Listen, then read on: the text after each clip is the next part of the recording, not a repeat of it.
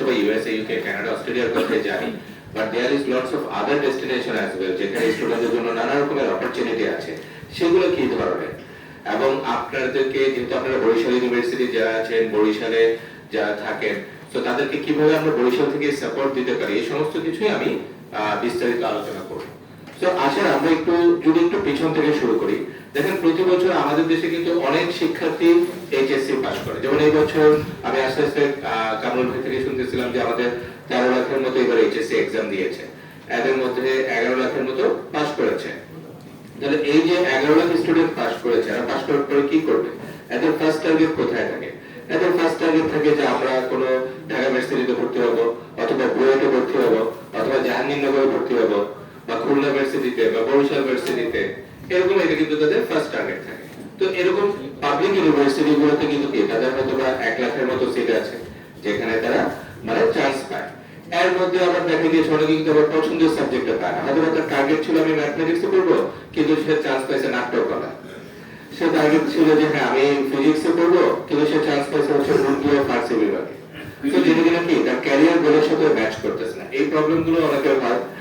So এই যে 1 লাখ, তারপরে ধরো আমরা পাস করবো, তারা চান্স পেল, বাকি যে 10 লাখ ছিল তাদের কি হবে? তারা কোথায় ভর্তি হবে? তাদেরও তো ক্যারিয়ারের গোল আছে, টার্গেট আছে। তাহলে তাদের জন্য অপশন হচ্ছে আমাদের প্রাইভেট ভার্সিটি। এখন আমাদের প্রাইভেট ভার্সিটি গুলোতে যদি তারা পড়তে যায়, তাহলে দেখা যাচ্ছে এখানে যে ঘটনাটা ঘটতেছে আমরা যদি একটু দেখি, প্রাইভেট ভার্সিটি গুলোতে আপনার কিন্তু প্রায় 15 থেকে 20 লক্ষ টাকা ব্যয় হচ্ছে। আমরা যদি নর্থ সাউথের কথা চিন্তা করি, আমরা যদি ব্র্যাক ইউনিভার্সিটির কথা চিন্তা করি, ইস্ট ওয়েস্টের কথা চিন্তা করি, হ্যাঁ আইইউবির কথা চিন্তা করি, এগুলাই কিন্তু অনেক খরচ। এছাড়া যদি আমরা মিডিওকার ইউনিভার্সিটি যেগুলো প্রাইভেটের মধ্যে like daffodil university, Asadullah university, এগুলোর কথা যদি আমরা চিন্তা করি, তাহলে দেখা যায় 9 লাখ থেকে 10 লাখ টাকা কিন্তু টিউশন ফি পড়ে যায়। এখন আপনি বরিশালের ছেলে, আপনি ঢাকায় গিয়েছেন, অথবা এখানে সবাই বরিশালের না, অন্যান্য জায়গা থেকে আসছে, আমি জাস্ট প্রতীকী অর্থে যদি বলি, আপনি ঢাকায় গিয়েছেন, ঢাকায় আপনার প্রতি মাসে কিন্তু আবার 10 থেকে 12 হাজার টাকা খরচ আছে, আপনার থাকা, খাওয়া, চলাফেরা। তারপরে বছরে আপনার কিন্তু আরো 1 থেকে 1.5 লক্ষ টাকা ব্যয় হবে ওই থাকা খাওয়ার বাবদ। তাহলে আপনি 4 বছরের যদি কোর্স হয়, আরো 6 লক্ষ টাকা আপনাকে বাজেট করতে হবে লিভিং কস্ট। আপনার টিউশন ফি চলে গিয়েছে 10 লক্ষ। তারপরে একটা লোকের এইচএসসি পরে তার গ্র্যাজুয়েশন শেষ করতে সে যদি পাবলিক ইউনিভার্সিটিতে চান্স না পায়, তাহলে তার 15 থেকে 20 লক্ষ টাকা কিন্তু বাজেট করতে হচ্ছে। এটা হচ্ছে ফাইন্যান্সিয়াল থিংস। এবার আসে অন্যান্য বিষয়গুলো যদি আসে, আপনি যেখানেই পড়ালেখা করেন না কেন, আপনি বরিশাল ইউনিভার্সিটিতে পড়ালেখা করছেন, অথবা আপনি ঢাকা ইউনিভার্সিটিতে পড়ছেন, বা আপনি দেশের বাইরে পড়তে যাবেন, আপনি যেখানেই পড়ালেখা করেন না কেন, আপনি যে কোনো ইউনিভার্সিটিতে পড়তে গেলে আপনাকে কয়েকটা প্যারামিটার নির্বাচন করতে হবে। সেটা হচ্ছে আপনি যে ইউনিভার্সিটিতে পড়বেন তার ইনফ্রাস্ট্রাকচারটা কেমন। তার ইনফ্রাস্ট্রাকচার যদি প্রপার না হয়, এটা যদি শুধুমাত্র বিল্ডিং বেস ইউনিভার্সিটি হয়, তাহলে কিন্তু লাভ নেই। পাবলিক ইউনিভার্সিটিগুলোর স্টুডেন্টরা লাকি, মানে প্রপার ইনফ্রাস্ট্রাকচার, এটা কোনো সমস্যা নেই, মানে খোলামেলা আছে, স্পেশিয়াস আছে, এই জায়গাগুলো ঠিক আছে। সেকেন্ড যেটা আপনাকে খেয়াল করতে হবে সেটা হচ্ছে অ্যাওয়ার্ডস এন্ড অ্যাক্রিডিটেশন। আপনি যেখানে পড়ালেখা করছেন সেটা সার্টিফিকেটের ভ্যালুটা কেমন, হ্যাঁ এটার অ্যাক্রিডিটেশন বডিগুলো কারা, সেটা আপনাকে চিন্তা করতে হবে। থার্ড আপনাকে যেটা দেখতে হবে সেটা হচ্ছে স্পোর্টস ফ্যাসিলিটিস আছে কিনা, কারণ এই বয়সে এটা খুব একটা ইম্পর্টেন্ট এলিমেন্ট। ইদানিং ঢাকা প্রাইভেট ভার্সিটিগুলো আমি যেটা দেখলাম যে তারা এখন ওই মানে স্থায়ী ক্যাম্পাসে যে যাচ্ছে, ওটা একটা বেশ সুন্দর অর্গানাইজ ভাবে আগেছে। বাট কয়েক বছর আগেও যখন আমরা আমাদের কনসালটেন্সি শুরু করি, বা যখন আমরা স্টুডেন্টদেরকে বিভিন্ন দেশে পাঠানোর জন্য আমরা উদ্বুদ্ধ করতাম, ওই সময় ওই জায়গাটায় তারা পিছিয়ে ছিল।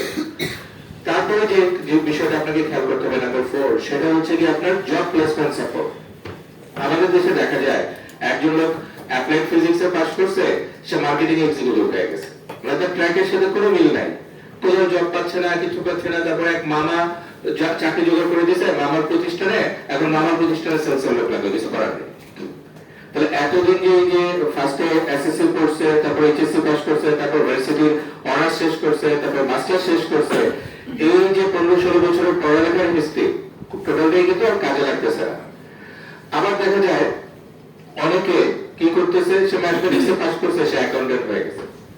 কারণ কি, ওই যে চাকরি পাচ্ছে না, পরিচিত একজনের হাত ধরে গিয়েছে, সেখানে যেটা চাকরি সুযোগ আছে সেটাই কিন্তু করতেছে। তারপরে আপনাকে এটা দেখতে হবে জব প্লেসমেন্ট সাপোর্ট আপনার ইউনিভার্সিটি থেকে আছে কিনা।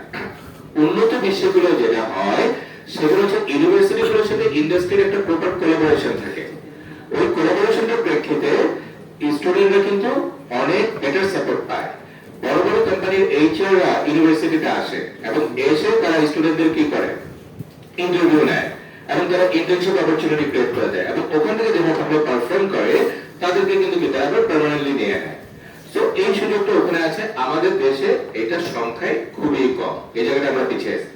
নাম্বার 5 যেটা আপনার এরপরে যেটা দেখতে হবে সেটা হচ্ছে আপনি যে ইউনিভার্সিটিতে পড়তেছেন এইটার যে কোর্স মডিউল গুলো এটা উন্নত বিশ্বে অ্যাকসেপ্ট হচ্ছে কিনা।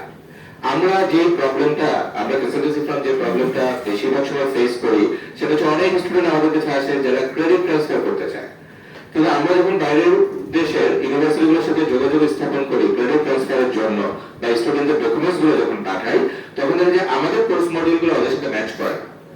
ম্যাচ না করায় দেখা গিয়েছে ম্যাক্সিমাম ক্ষেত্রে ক্রেডিট ট্রান্সফার করা যায় না, হয়তো এখানে 3 বছর করেছে ওখানে 1 বছর অ্যাকসেপ্ট করতেছে। তোমাদের কোর্স মডিউল গুলো কিন্তু কি অনেক ব্যাকডেটেড বা অনেকখানি আমরা পিছিয়ে আছি।